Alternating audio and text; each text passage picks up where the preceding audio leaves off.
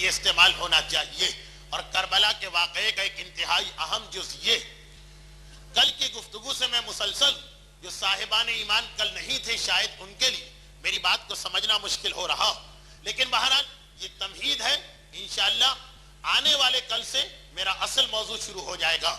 کہ کربلا کے واقعے کا ایک پہلو اور انتہائی اہم ہے، معاشرے کو بدلنا،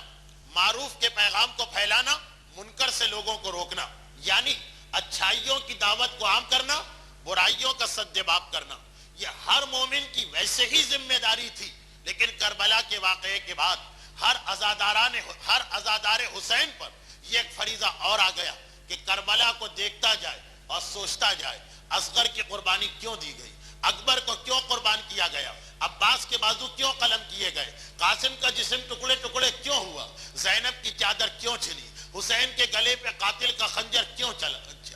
سید سجاد کی بیمار کمر پہ کوڑے کیوں پڑے، سکینہ نے تماچے کیوں کھائے، سیدانیہ قیدی کیوں بنی، مسلسل سوچتا رہے، غور کرتا رہے، اور وہ جملہ دہراتا رہے کہ اگر میں کربلا میں ہوتا تو ویسی ہی قربانی میں اس وقت دیتا، اور آج بھی اگر کربلا جیسے حالات ہوں گے تو ویسی ہی قربانی آج بھی میں دینے کو تیار ہوں۔ اور وہ ایک ہی مقصد جو کل کی مجلس کا موضوع تھا، لیکن یہاں پر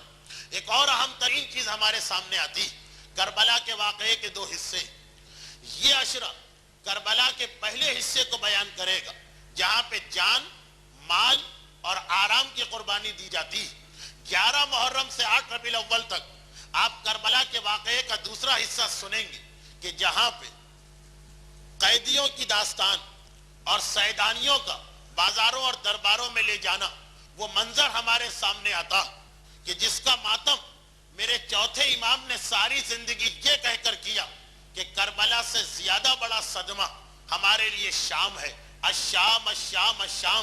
اور جو لفظ استعمال کیا، اگرچہ عربی میں یہ لفظ اردو سے مختلف ہے، مگر پھر بھی مجھ میں یہ جسارت نہ تھی کہ میں یہ لفظ استعمال کرتا، لیکن جب خود امام نے فرما دیا تو امام کا کلام دہرا دیا جائے کہ اوقاد ذلیلا فی دمشق کأننی عبد من الزنج غاب عنہ نصیر، کہ مجھے دمشق میں ذلت کے ساتھ لے جایا جا رہا جیسے کوئی حبشی غلام جس کا کوئی آقا اور سرپرست نہ ہو۔ یہ لفظ میرا چوتھا امام استعمال کر رہا، لفظ اوقاد ذلیلا، اردو میں یہ لفظ کسی اور معنی میں استعمال ہوتا، عربی میں کسی اور معنی میں، تھوڑی بہت مشابہت تو ہے، بہرحال معنی کا فرق ذہن میں رکھیے گا۔ میرا چوتھا امام کربلا کے دوسرے پہلو کو بیان کر رہا۔ کربلا کا پہلا پہلو کیا ہے؟ دین کی خاطر جان قربان کرنا،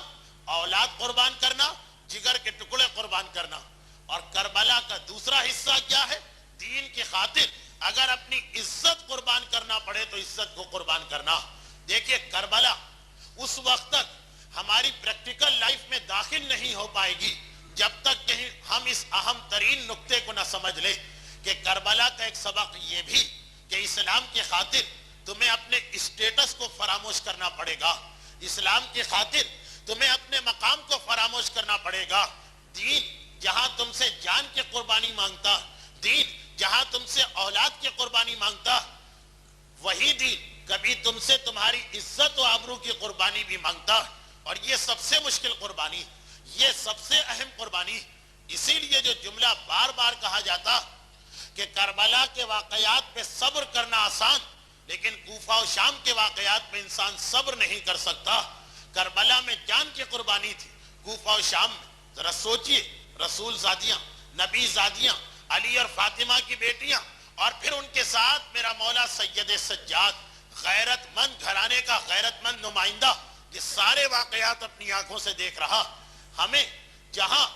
غم کرنے اور آنسو بہانے کا موقع ملتا، وہاں یہ بھی ہمیں سوچنا کہ ان قربانیوں کا مقصد کیا۔ جب دین کا پیغام پھیلایا جائے گا تو ہمیں معاشرے سے ٹکرانا پڑے گا۔ پہلا ٹکراؤ ہمارا اپنے سگے رشتہ داروں سے ہوگا۔ آپ کو معلوم ہے کہ آج کا دور، آج کا ماحول، آج کا زمانہ، غیروں کی بات چھوڑیے، کربلا کے واقعے میں زندگی کی تمام سانسیں لینے والے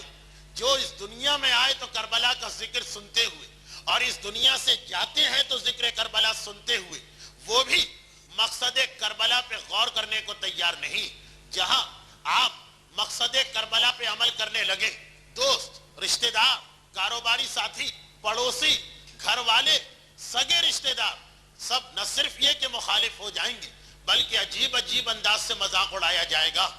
آج کے معاشرے کا سب سے بڑا المیہ یا ٹریجڈی یہی ہے کہ دین پہ عمل کرنے والے کو اتنے مذاق کا نشانہ بنایا جاتا، اتنے زیادہ تانے دیے جاتے ہیں، اس کے لیے زندہ رہنا دوبھر کر دیا جاتا، مگر کسی کافر معاشرے کے ذریعے سے نہیں، کسی مشرک معاشرے کے ذریعے سے نہیں، مومن معاشرے کے حوالے سے۔ تو کربلا کا یہ پیغام بھی یاد رکھیے گا کہ بظاہر کربلا کی سیدانیوں نے جو امتحان دیا تھا کوفے و شام کے بازاروں اور درباروں میں، وہ کسی عیسائی یا یہودی یا بت پرست یا کافر معاشرے میں نہیں، بلکہ اس نام نہاد مسلمان معاشرے میں جو اپنے آپ کو کلمہ گو بھی کہتا اور اسی رسول کا کلمہ پڑھتا، جس کی بیٹیوں کا تماشا دیکھنے بازاروں اور درباروں میں جمع۔ ہمیں اس سے درس کیا ملا؟ ہمیں اس سے سبق کیا ملا؟ کہ دیکھو وہ جو کل کی مجلس میں بات آئی کہ تمہاری بنیادی ذمہ داری امر بالمعروف اور نہی عن المنکر، کبھی کسی کے مذاق سے، کبھی کسی کے تانے سے، کبھی گھر والوں اور دوستوں کی مخالفت سے دل برداشتہ نہ ہونا۔ تمہارا حوصلہ بس نہیں ہونا چاہیے۔ تمہیں ایک ہی تصور ذہن میں رکھنا کہ جب تم پکار پکار کے یہ کہتے ہو کہ میں کربلا میں ہوتا تو اپنی جان قربان کرتا، اور کوفہ و شام میں ہوتا تو اپنی عزت کو قربان کر کے قبول کر لیتا اس قید کو کہ سید سجاد کے ساتھ ساتھ اس حالت میں چلتا کہ میرے ہاتھوں میں ہتھ کڑی ہوتی، میرے پاؤں میں بیڑی ہوتی، میری کمر میں لنگر ہوتا، میرے گلے میں طوق ہوتا، اور میرے گھر کی عورتیں بے مقنا چادر کے اونٹوں پہ قیدی بنا کے بٹھائی جاتی۔ فیا لیتنی کے اندر یہ سارا پیغام پوشیدہ کہ میں ان تمام امتحانات کو دینے کے لیے تیار تھا، ہوں اور تیار رہوں۔